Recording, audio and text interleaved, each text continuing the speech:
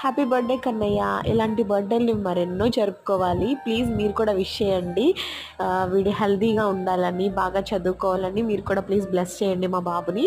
So ఇప్పటికి 7 years complete అయ్యాయి.